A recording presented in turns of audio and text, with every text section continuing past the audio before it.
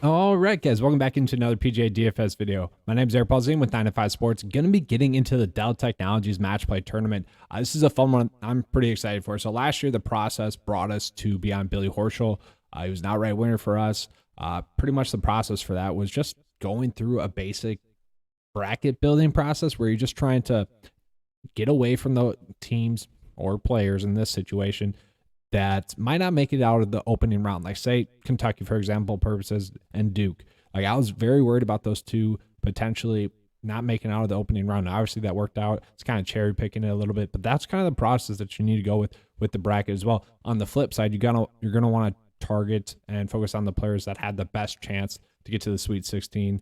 And that's pretty much going to be the strategy here, but we're going to get much deeper into that. Got a bunch of tools here that I'm excited to show you guys. It's going to be going over the percent chance for a player group by group to advance in that round, which is going to be fun. And that at the end of the video, I'm going to show you guys kind of the 9 to 5 lineup, PGA lineup builder, show you guys how you guys can use that to make sure that you're not pairing players within the same group or within the same like Sweet 16 bracket. So a lot of fun stuff here. Let's get into the strategy for this week. Should have mentioned, guys, took down a first round showdown yesterday or last week. That was pretty fun. Good stuff there. But talking about this week, we got Billy Horschel as a pass winner once again. I already talked about that kind of strategy there. Kevin Kisner, Bubba Watson, and DJ are all pass winners as well. As we can see, they're kind of all different types of golfers here. So there's nothing really to point out who is going to play well.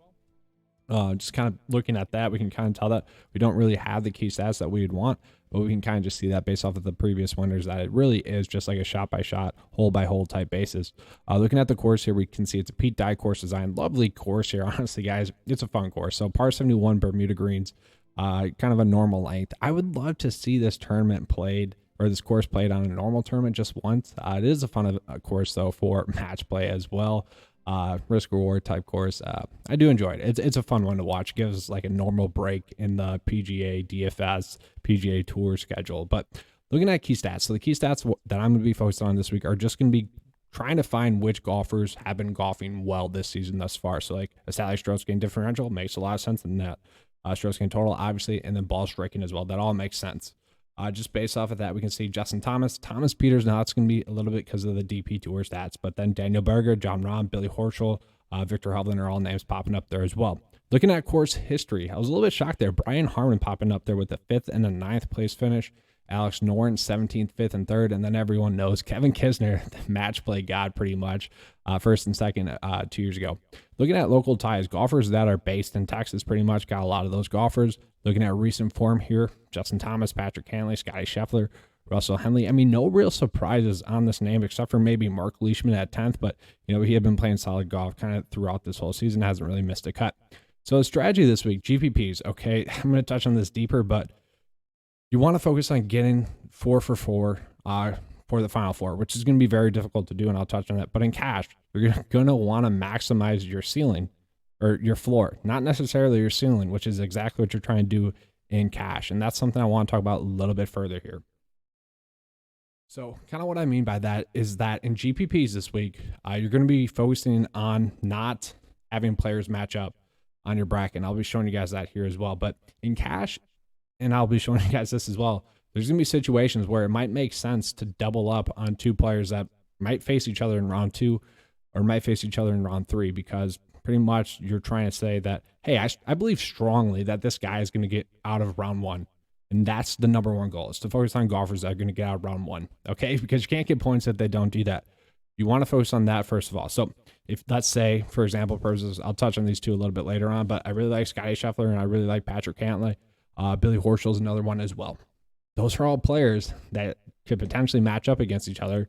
I'd be fine putting 2 of them into a cash build, just pretty much saying, hey, I love these guys. They're going to, win in round 1. And I think whoever wins their matchup in round 2 or round 3 have strong chance to win. And, if you get those winning points, that's going to be huge for you in cash. So I don't mind that. In GPPs, probably don't want to go that route, but I'll show you guys why strategy this week is very, very interesting. Okay, and I'll talk about this more when we get into it as well. I'm going to show you guys bracket by bracket kind of what the breakdown is here.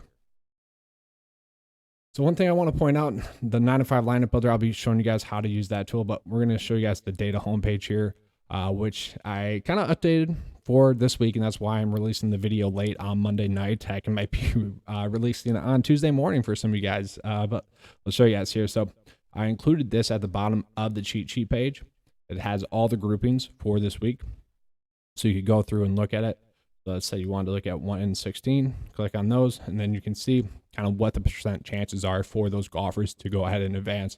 Now, obviously, there's going to be a human element to this. We can figure out like which ones we agree with and whatnot, but we got that stat data to kind of give us the basis, and I think that's going to be huge. So bracket section by bracket, I'm just going to go through it here, highlighting the top picks. I'm going to show you guys that with the 9 to 5 tool here, which I have broken out, and you can see it's going to be broken out by group as well. We're going to go through it and show you guys that. And the reason being is that this is the process that you need to go through this week to figure out why I'm on certain players or why certain players might be popping up as well. It's going to be a quick process. Hopefully, we'll see. I'm going to try to make this as quick as possible. So let's get into it. So looking at the Dell Technologies match play, top right bracket right here. And this one already starts off kind of interesting to me because we got Jon Rahm, who is really just a standout play in this price point tier. So we're going to go down to group 1. We can see Jon Rahm has the best percent chance to get out of round 1, 63% chance for him to get out of round 1. Sweet 16 chance, 40%. That's really good in the field, and still pretty good Elite 8 chance as well. And I'll show you guys kind of why. And then after that, all pretty much the same. So there's not a real standout next best option in this pricing tier as well. So for me, I might just go with Jon Rahm in a lot of builds, just kind of shoulder shrug and hope that, he comes through. But the worry with him is that he might not come through. But who's really going to compete with him? Patrick Reed. Is Patrick Reed going to cheat his way through it? I don't think so. Cameron Young doesn't have any experience here. I don't mind Cameron Young. Cameron Young had been in some good recent form there. Sebastian Munoz not a bad play as well. I do kind of see a path where Cameron Young just kind of grinds it out. This guy's a gamer. I could see him having a good week. At his price point here, I don't mind him. He's kind of a value play for me this week at 7K. He is someone that if you wanted to bracket-wise, it does kind of make a little bit of sense to go with him. If you're kind of worried about kind of Jon Rahm's recent form, you could go that route. But for the most part, just going with Jon Rahm there does make a lot of sense in the bracket tier. DraftKings-wise, I don't know, because I do like his chances to advance to at least the Elite 8. From there, I don't expect him to do much, and I'll kind of show you guys why here as well. So let's get into the next group here, Group 16. So Group 16, let's figure it out. So EVR is the one that's popping up the most here. So EVR, we can kind of see why, course history-wise, EVR had a 9th place finish here last year. That was his only start here. Pretty decent recent form as a whole, but, to me, it either comes out to Shane Lowry or EVR. Maybe Brooks has found something in his game, but he's been so hit or miss. I kind of just don't see him advancing that far in a match play type of event. And then HV3 also been a little bit hit or miss. I do want to see someone that does have some sort of consistency, because although it might not matter in one specific matchup, it's going to matter throughout the weekend. Probably should have said this does start on Wednesday as well, so you're going to have to get your lineups in on Tuesday. But looking at, I like EVR as a value play. I mean, it makes a lot of sense. He's got the best percent chance to get out of round 1, but it's very close, as we can see. So it should kind of just be a stay away, but for DFS purposes, for maybe the bracket purposes as well, looking at the the first group as well, you could see a path where you just say, I'm going to go with EVR at 6.5.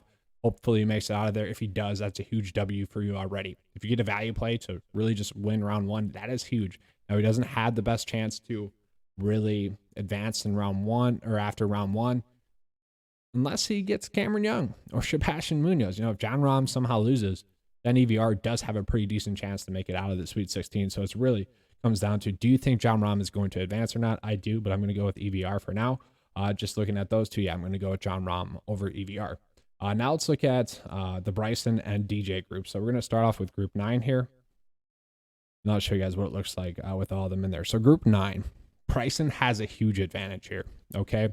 Really comes down to, is he injured? And just how good of recent form he is, because on his Instagram, or Twitter and Instagram, he's been doing those stupid ping pong trick shots where people fake to get hype after he's tried it 100 times in an hour.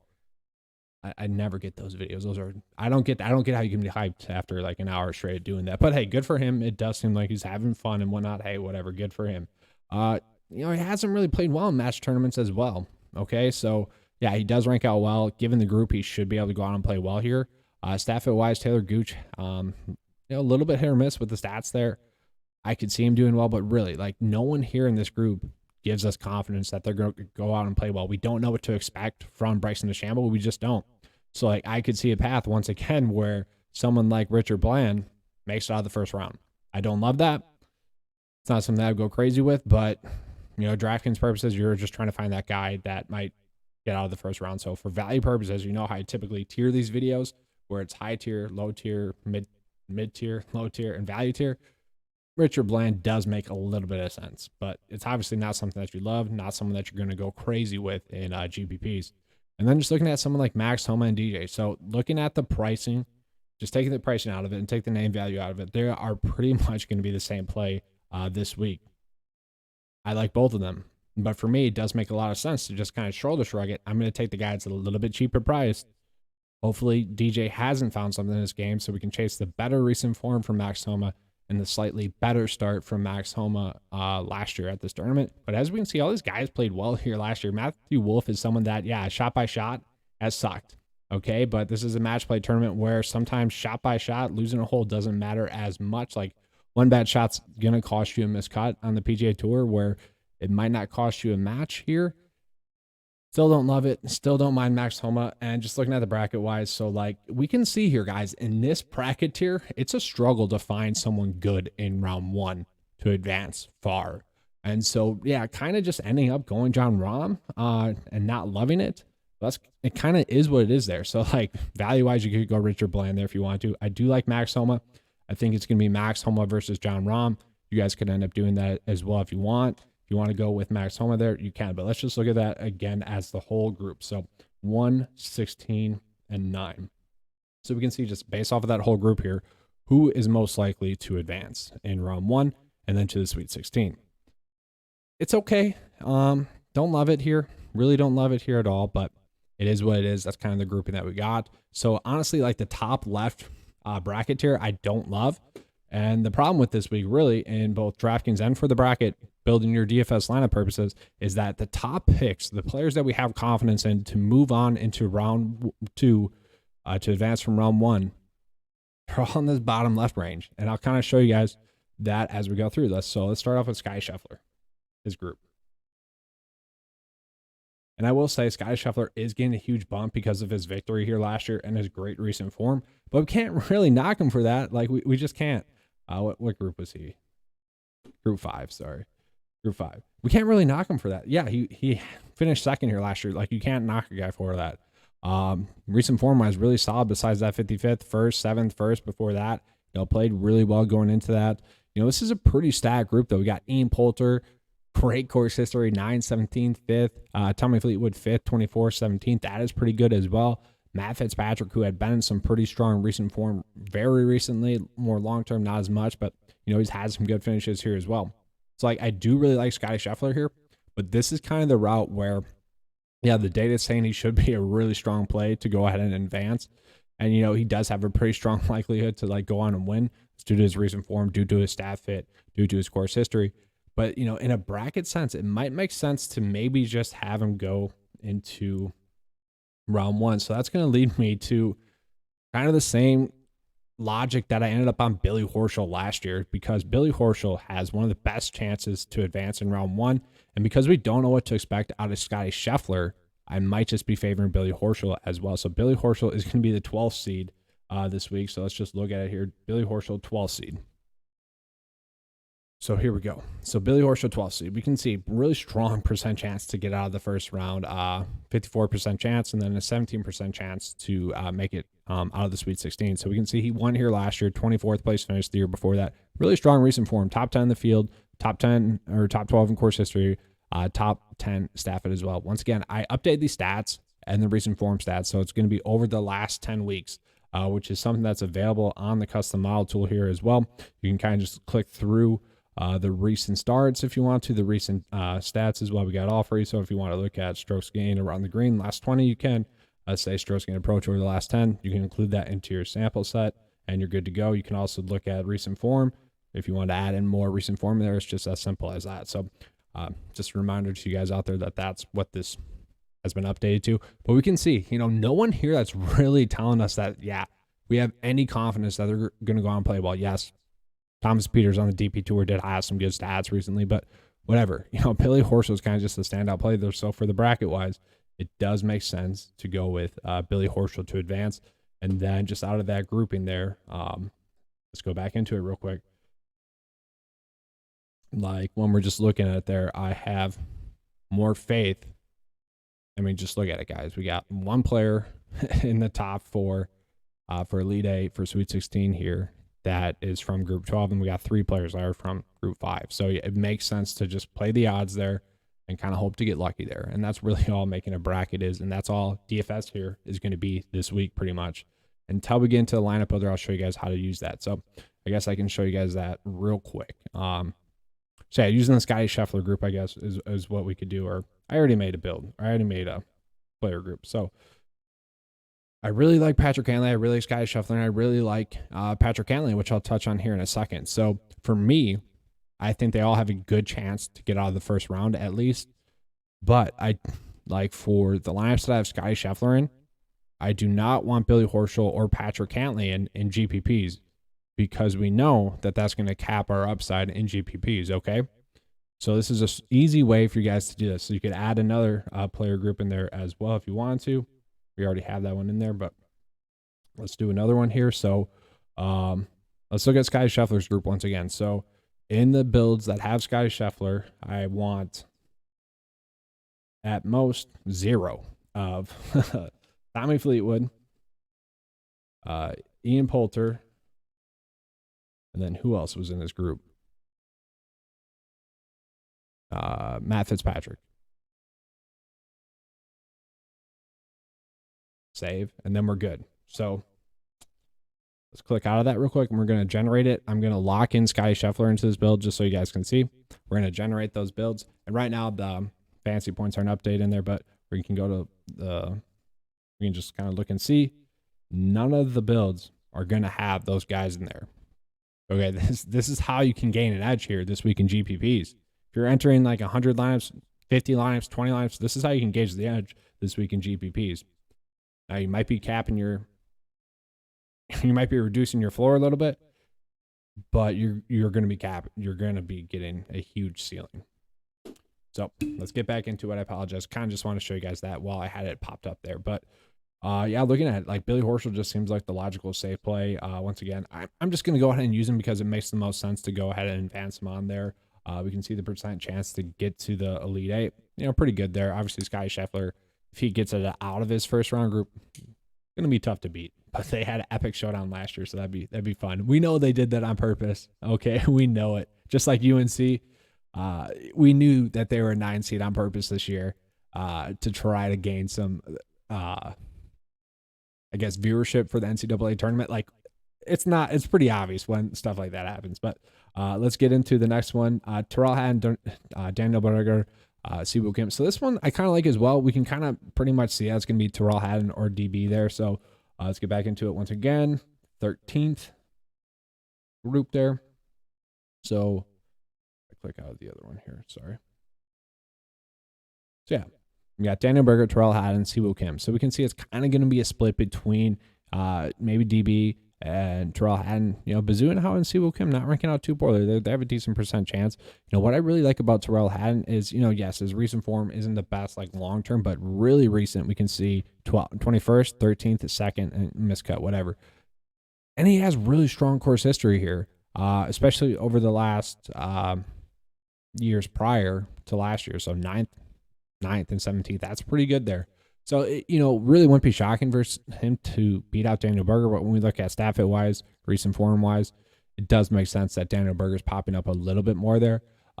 This kind of seems like a stay away if you want to punch in one of those two to advance. I don't necessarily love it because I do really like Patrick Cantley this week. So Patrick Cantley is going to be the 4 seed. I'll show you guys why I like Patrick Cantley, and he's going to be the guy that I bet on to go the deepest. He's at a strong price point as well. So Patrick Cantley, 18th, 24th, and 17th.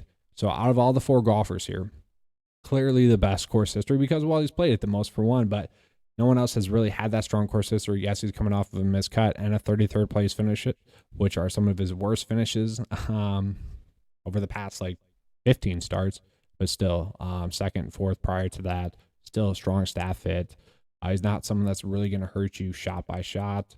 If he hits a couple of bad shots, oh well. Sanjay's been a little inconsistent as of recent.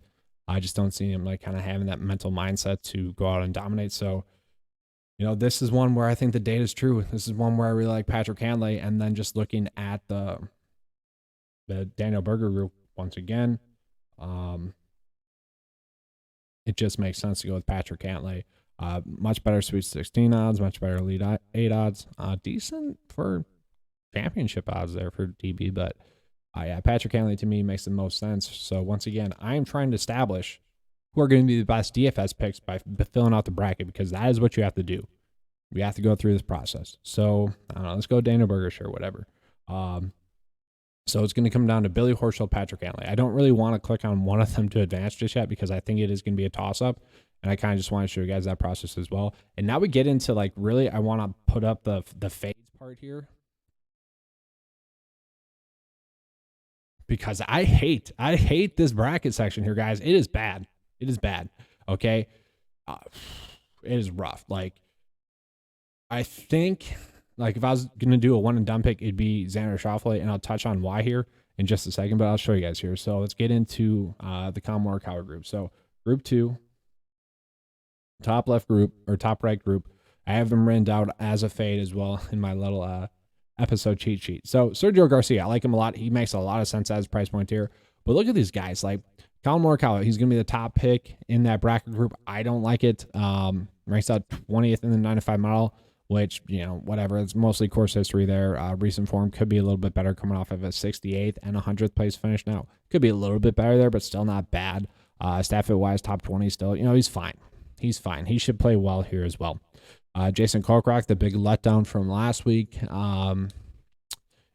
I don't see him playing well at this type of event. Robert McIntyre had a 9th place finish, but kind of shows you the randomness sometimes of this event. Then we have Sergio Garcia. Sergio Garcia, really strong course history, 5th, 9th, 30th. He is someone where if you end up on him, it's kind of just a shoulder shrug. 8.3 is a great price point for him.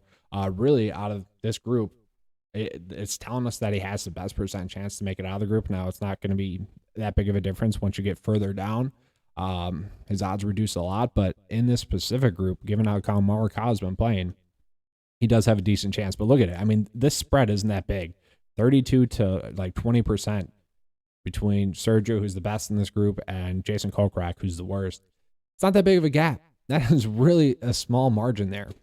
So it is something that makes me want to stay away. And if you want to go with Robert McIntyre instead to win that grouping, you could. But as you guys will see, it's not really something that's desirable either way. So we'll show you guys the Abraham Answer group, group 15 there. And it's not a good group as well. And I'm sorry, guys. I know this video is going to go long, but that's just the process of this week. This is what you're going to have to do. And then if you're building, max entry lineups, you're going to have to go through each group and do that as well with the player groups. That is just how it's going to work out. If you want to have a good week this week, this is what you're going to have to do. If you want to have a good week in cash, just play the good players that I mentioned, and you should be fine as long as they go out and make the Final Four. As long as one of them make it to the championship, you should be fine, because there's going to be a lot of variance. But this is just part of the process of this week, and I apologize. But I wanted to get this information out to you guys in the best way possible, and I think this is the best way possible. Showing you guys why this is a fade group, though, for me. Holy crap, what do we do with this group? I mean, we got Brian Harman, Abraham Answer, Bubba Watson, and Webb Simpson. Webb Simpson kind of showing signs of life here, but they all played well at this event prior. Webb is the worst, so I think we could cross him off there, I guess. Brian Harman, he's been showing lots of upside recently, and he's played well at this course in the past. 5th and 9th place finishes over the last 4 years. Abraham Answer, 18th and 17th, really good. Bubba Watson, 9th, 40th, 1st, and 9th. So all really good stuff from these guys. For me, I hate this side of the bracket. It is going to be the hardest to predict, okay? And I know people like to do like it's not the death group, but like this is where there's going to be some carnage possibly, because they're all decent plays, but none of them are sexy plays at the same time. And then when you put them up against the Colin Morikawa group, which was the second group here, sorry, it's still pretty ugly. Like, you're not feeling good about that as well. Maybe you just go with Sergio as well And that's kind of part of the process here. It's like Sergio versus any of those guys does make a lot of sense. So I don't know. I'm going to go Brian Harman there and then Sergio to advance. Just based off the percent chances there. It's kind of like why I'm ending up on Billy Horschel over the other ones. It kind of just makes the most sense given the bracket. And now we get into another shitty section here.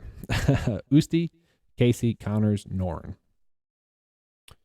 Another one that is really just tough to predict and also kind of why I want to stay away because all four of these guys, and I'm going to say all four of them, I know Corey Connors isn't ranking out well there, but he could win that group as well.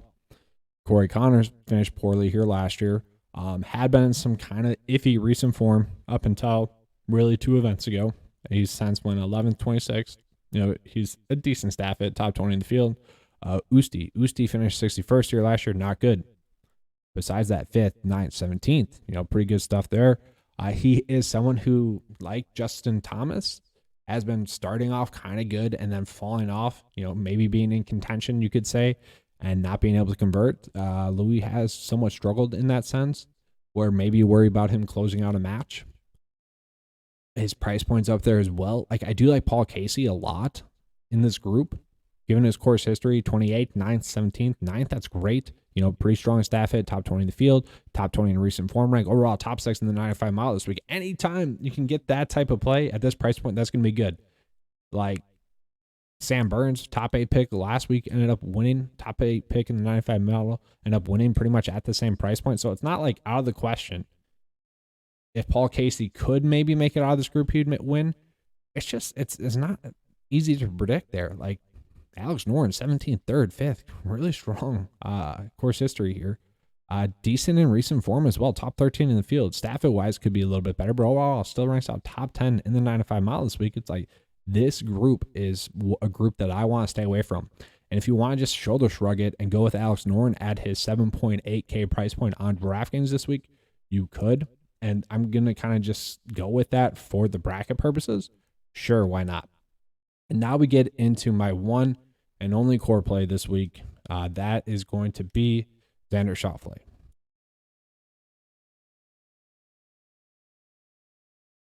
So it's not going to be the normal core play screen that I typically do. Since it's already a longer video and since I'm already getting this out late, I didn't want to make that graphic. I apologize. But out of all the golfers this week that have a favorable draw, I think Xander's is the best. Not only is he better than Tony Finau course history-wise in every start so far here over the last 4 years. Last year, he finished 18th. The year before that, Finau finished, or that same year, Tony Finau finished 28th. In 2019, remember, we don't have 2020 for this stretch of tournaments. We don't have the past results for 2020 over the stretch of tournaments because of the COVID year. So we're going to 2019, 2018, and unfortunately going 5 years back to 2017. Still, Xander finished better than him, 24th. Tony Finau finished 40th. And then they finished the same in 2018 there, finishing 17th. But Tony Finau has been playing horribly as of recent. 3 out of his last 4 starts have been missed cuts, whereas 3 out of Xander's last 4 starts have been top 13 or better finishes. Look at Lucas Herbert. He hasn't really shown much besides, I think that was an alternative event there where his 7th place finish. And then Kanea, he's played okay, I guess, in some non-PGA Tour events. But, overall, we're expecting Xander to advance out of this group.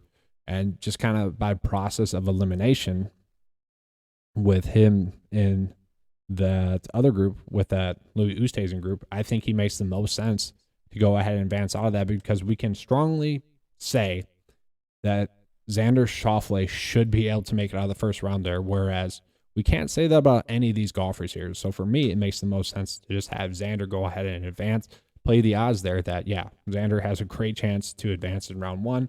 Thus, we already like his chances to advance out of that round as well. We can see kind of based off of this, yeah, Paul Casey, if he wins his group, he has a good chance to make it to the Sweet 16. If Alex Noren makes it out of his group, he has a good chance to make it to the Sweet 16. But overall, as it sits, we can see Xander easily has the best round 1 chance out of that tier. Okay. So now we get into the bottom right one here, guys. The bottom right one is okay. It's not great. they kind of screwed Justin Thomas here, I think, with the Kevin Kisner draw. And I'll show you guys why here. So what number is he? He's group 6. So group 6 for Justin Thomas. It ranks out really well in the model. Mark Leishman ranks out pretty well in the model as well, but this is kind of a week where if you see someone with good course history, that indicates that they have good match play history. And we kind of know that with Kevin Kisner, that he's kind of a match play guy. But Justin Thomas is just a streaky golfer as a whole, where he could not be on his game completely for, maybe a day or two, and that could lose him kind of the match play side of it.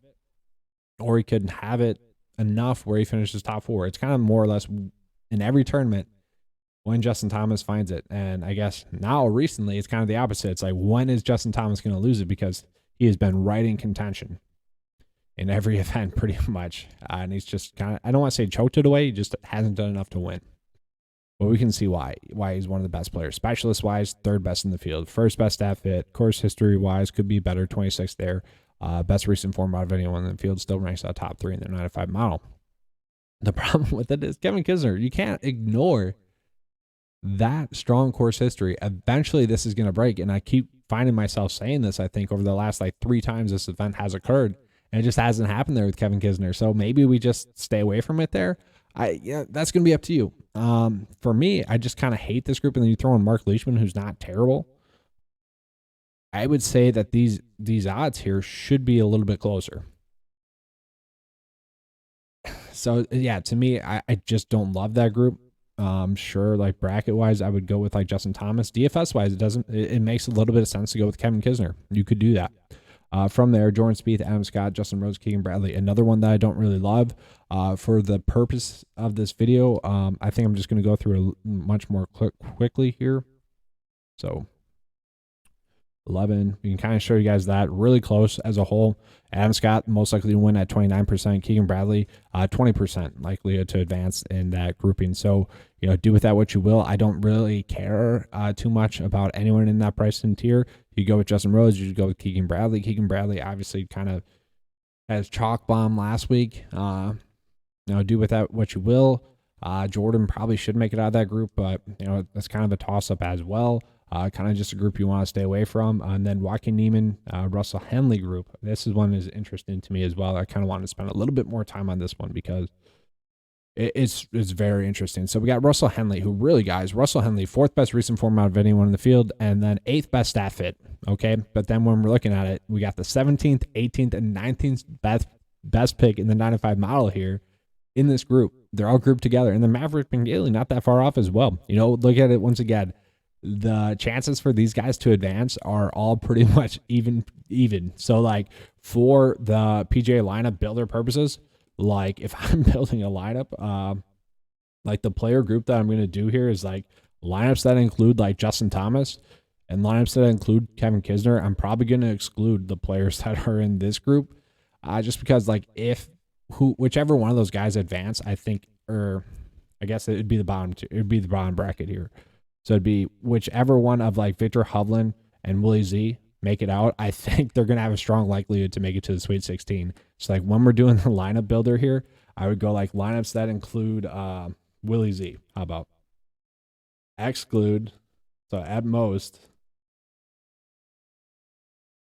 I want 0 of who is in this group. This group that I'm talking about. Russell Henley, Joaquin Niemann. Like you could do that, okay? Because it's gonna be close.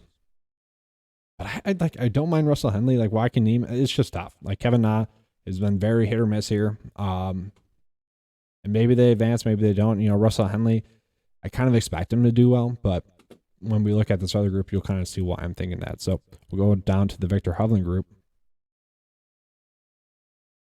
Group 3. And there we go. So we can see, 2 of the top 10 players in the 95 miles. So they should advance. Like one of these 2 should advance, and they probably should advance to the Sweet 16 and probably have a strong chance to make it to Elite 8. Once again, just kind of going over all the groups here. So 14, 11, and 6. 14, 11, and 6. So just out of those groups, we can see kind of who has the best chance to make it to the Sweet 16. So let's say Victor Hovland or Willie Z win. Well, they have a really strong chance to make it to the Sweet 16. Then they wouldn't have to worry about Justin Thomas until the Elite 8. Then they also have about the same odds to make it to the Elite 8. Still good odds there. So the likelihood of one of those two guys, if they go ahead and make it there, they have a strong likelihood to make it to the Elite 8, which I kind of like. So once again, doing the lineup builder, like if we're doing that, I want to skew it towards them. So like instead of like Russell Henley, I don't want him in a build that has Willie Z or Joaquin Neiman, Kevin Na. That would be the way that I would go about doing this. Okay, that's an easy way to do that. Save it and you're good to go. That way you're going to give yourself the best chance to get a lineup with 6 for 6. That would be like 4 for 4 in the final 4. That's what you're trying to accomplish there. So let's just go through this again real quick. Just looking at that group, I don't know. Let's go with Victor Hovland, but Willie Z. I mean, you can get a huge price discount on DraftKings for pretty much the exact same play. I really don't mind that. I guess I probably should have touched on that a little bit more. So Willie Z, 28th here last year, really strong stat fit. Course history wise, fine. Victor Hovland, 42nd place finish here last year. And that, I think that kind of goes back to who he was as a player back then. It kind of seemed like he was lacking that killer mentality, that Mamba mentality, if you will, really a year ago at this time, where now it's something like a flip has switched in his brain. The switch has flipped in his brain. There we go. Where he just seems like more mentally into stuff, where like before when he'd be competing in an event around the leaderboard, he'd be all like happy and, having fun with it, where now he seems like extremely focused, like he wants to win these events. So, maybe that's just a mental thing last year, but a matter of fact is that Willie Z played better than him at this event last year. Not by much. That's not a huge difference there. And they're pretty much exactly the same place. So you could get a price discount and go with Willie Z. But for DFS purposes, those two are really popping up the most. So that's why I want Willie Z to advance. And I don't know, whatever. We'll go Russell Henley, sure. I don't know, Kisner as well. So here's what we got. So we got our Elite 8 here. It's John Rahm, Max Homa, Billy Horschel, Patrick Cantley, Kevin Kisner, Willie Z, Sergio Garcia, and Xander Schauffele. So, now we can kind of just go through the mental side of it, I guess, if you will, a little bit. I do really like Xander's chances, once again, to not only make it out of the first round, to make it out of the second round. We don't exactly know what to expect from Sergio, really, with this grouping here, and then also with his original group as well. So I do kind of trust Xander a little bit more. We're going to have him advance. And then from there, Willie Z, I'm going to have him advance as well. Going against Kevin Kisner does worry me a little bit, but we're going to go with it. And then Billy Horschel, I don't know. I don't know. I think I'll go with Patrick Cantley, because Billy Horschel, I like his chances to make it out of round 1. And if Scotty Scheffler can make it out of his round 1 grouping, then I worry about Billy Horschel. But if Scotty Scheffler makes it out, that's going to be tough for Billy Ho. But he won. He won against him already once. That's tough. That is tough. But either way, you're probably going to end up playing Patrick Cantley. So, let's just go with Patrick Cantley. That's the most safe. And then we can go Patrick Cantley versus Xander. Once again, I think they just have the easier route to make it there, and then we're good. We pretty much have it figured out. You can pick a champion from there. Overall, let's see if we can make a lineup with that work here. So we'll go with Patrick Cantley, Xander in the lineup, and Willie Z. Let's see if that works. So lineup tool. So Patrick Cantley, Willie Z, and Xander. Probably won't be able to make it work, but this is where the other values come into play here. So Willie Z, and then let's see bracket-wise. So bracket-wise, we're fine here because we're pulling in golfers that we think had the best chance to make it to the Final Four pretty much. So now maybe like we go with someone like EVR, who I thought had a good chance to make it out of his bracket tier. I'm fine with that. So we can go with that. He's going to be really low down here, though. There he is. All right. Let's continue to look for a value play potentially. We just don't really have that. Like, this is the tier where you're getting all your values, which kind of sucks. So it's like really tough to do a studs and duds unless you're just completely tossing the dice and saying whatever. That's the weird part here, is that if you want to take the risk and say, hey, this value is going to be low owned, but I think they have a decent chance to make it to the Sweet 16, make it to Elite 8, you could do that because they're going to be low owned. And, really all you're trying to do is get the Final Four and then the champion as well to have a good week in GPPs. And I kind of already showed you that with the lineup builder here, how you can do that. So let's see here. Max Homa. I mean, I don't mind Max Homa. I don't want to overload this section. So pretty much I'm fading John Rahm and hoping that one of these guys make it there as well. So we'll go with Max Homa. We know they're not going to meet if they would until the matchup to get to the Final Four. I'm fine with that. That makes sense to me. There he is, Max Homa. And then let's see here. Ideally, I would want to get someone from this pricing tier. Let's see. And this is where, like, in cash, if we had enough salary left over, I wouldn't really hate the idea of going with Victor Hovland, just in the sense that we think that either Willie Z or Victor Hovland have a strong chance to make it to the Final Four based on the stuff that we touched on already. Like, I don't mind that idea. I don't love it. It's something you could go with. Let's go with Sergio here. Sergio, I did like. Let's see if Sergio would work in this build.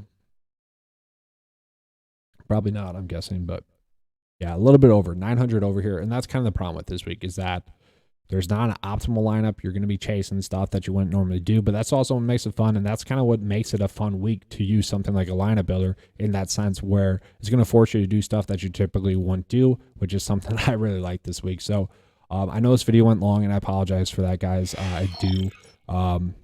If you guys are still watching, let me know in the comment section below if you do want that alternative event video for you. I could probably come out with that on Tuesday. Obviously, the focus was getting this video out to you guys on Monday so that you could be ready for it on Wednesday. Once again, I apologize for being late, but if you guys want the Corrales video, let me know in the comment section below. Whew. Let's have a good week. I don't even know if I mentioned this video. Took down a showdown, first round. That was pretty fun. I was in Vegas this past week. That was fun as well. But I kind of deterred from the fun of taking down that showdown in round 1 last week. Because I'm in Vegas, I wasn't watching all the shots. I was taking shots, you know. So I kind of stuck there. But overall, I mean, it was a good time both ways. Got some feature bets made in there for both the Masters and I think it was the U.S. Open. Excited to see what those ones do. All my bets for the NCAA tournament are still alive in terms of winners. So I placed 5 of those. All 5 of them are still alive. So fun there. Probably should have led with that. Hey, guys, I made 5 outright bets, or I guess NCAA tournament bets, that are all still alive. How many people could say that?